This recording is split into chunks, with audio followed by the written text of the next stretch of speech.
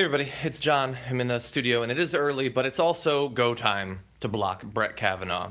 His confirmation hearings are going on right now, and they started with quite a bit of news, actually, not just this morning, but last night, when suddenly the White House dumped literally tens of thousands of important and review necessary documents on the senators that are going to be attempting to stop him from becoming a Supreme Court justice. Now, they did not do this by accident. They understood that people have been asking for well over 100,000 documents for some time, having to do with his judicial philosophy, his time working in the Bush White House, his stances on a number of issues that he is, of course, going to be able to rule on if he becomes a Supreme Court justice. I'm going to try to walk into a little bit more light here.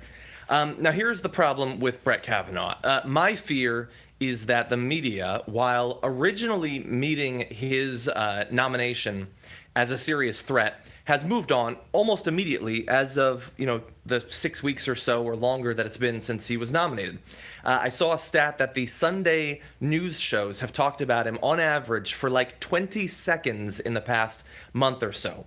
That is absolutely absurd when you consider the stakes of Brett Kavanaugh actually entering the Supreme Court. If he joins the Supreme Court, and I actually just tweeted this recently, there is no reason to believe that he will leave it before 2050. If you go on a news show, if you watch, an MSNBC panel about Brett Kavanaugh, every single person talking on that panel will likely have retired before Brett Kavanaugh does, which means you will hear his name every week for the next 3 decades plus, assuming that he eats a relatively healthy diet. And during that time, he is going to be potentially the deciding vote on any number of different issues. We know when it comes to the environment that he absolutely despises the natural world. He has been a universal vote for effectively removing endangered species protections, unleashing basically the lobbyist vision of what our environmental policy should be. And then, of course, you jump to the most important potential issue, which is abortion. He will say, and he has already, we saw his, opening statement. I am just an umpire. I don't come in with any sort of pro-prosecutor, pro-defendant view. I don't have a pro-government or a someone coming before the government view. I'm just going to be a neutral arbiter, which literally every single person that has attempted to join the Supreme Court has said for literally decades. And it is a lie. It's a lie in all of those cases, and it's certainly a lie in this case. He was never even considered for this position for any reason other than that he would be a reliable vote to absolutely shred Roe v. Wade. That is what he's been chosen for. The idea that Donald Trump would choose someone who would be a wild card, who will just, we'll wait and find out exactly what his position on abortion will be, is absurd. But if you can find some way to believe that, there is absolutely no way that you can believe that he was put on those lists suggested to Donald Trump by hardcore, hard-right conservative ideologues without them knowing for sure what his position on abortion would be. So we can guarantee that if he enters the court, you will see Roe v. Wade eliminated. Maybe not tomorrow, maybe not next year, but it is going to happen. And then, of course, there's the more personal reason why Donald Trump might be interested in Brett Kavanaugh, and another reason why he absolutely has to be eliminated, and not just for the normal reasons that almost any right-wing nominee of the Supreme Court would have to be eliminated, and that is his view on executive power and executive immunity from any sort of prosecution or legal ramifications for what they do. He has been very clear, documented on the record, thank you, Dragon Killer, as believing that there should be no sort of legal investigation of the president, thank you, that was annoying me, while he's in office. That is absurd.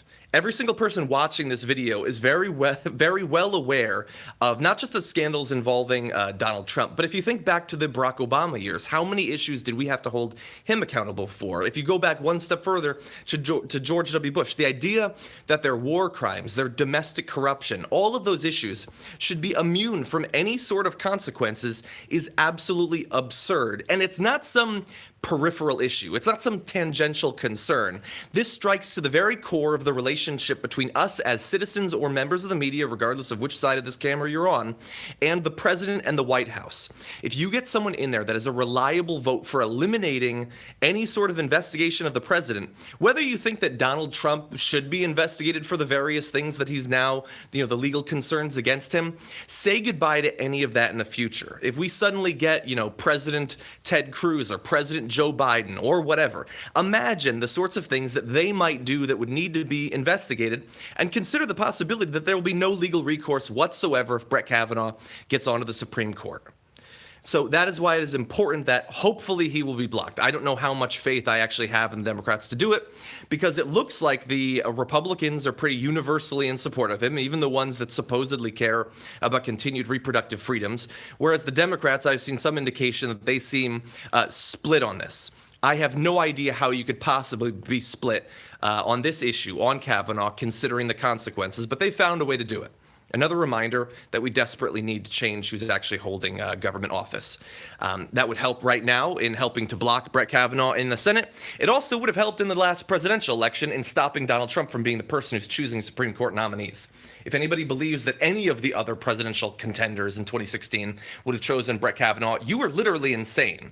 Donald Trump is the only person that would put someone like this on the Supreme Court, and so that's where we're at. So we're going to be looking over the course of today to see what the resistance to him is like.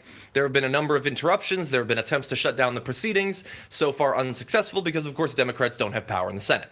But we will see what they could possibly do. I don't have the highest of hopes, but I will be watching. And we'll also be talking about this, by the way, on today's episode of The Damage Report, which will be coming up in just about an hour and a half. By the way, if you're not watching The Damage Report, on today's episode alone, I'm joined by Brooke Thomas. We're going to be talking about the Brett Kavanaugh nomination, the Colin Kaepernick Nike protests that are going on right now. And also, I'm going to be joined by Nina Turner and James Cromwell. So Nina and I are going to be talking about the state of the midterm elections and the attempts to reform the Democratic Party, both at the DNC and also in terms of electing the right sorts of progressives. And then James Cromwell, who you might know, the actor and activist, we're going to be talking about environmental policy, California possibly becoming only the second state to go 100% carbon neutral through law that's being considered right now, and the effect that Donald Trump has had on the environment. And that's all in today's episode. So if you haven't already, you can watch those at youtube.com/The Damage Report. The podcast is also available anywhere where podcasts are, and I will see you soon.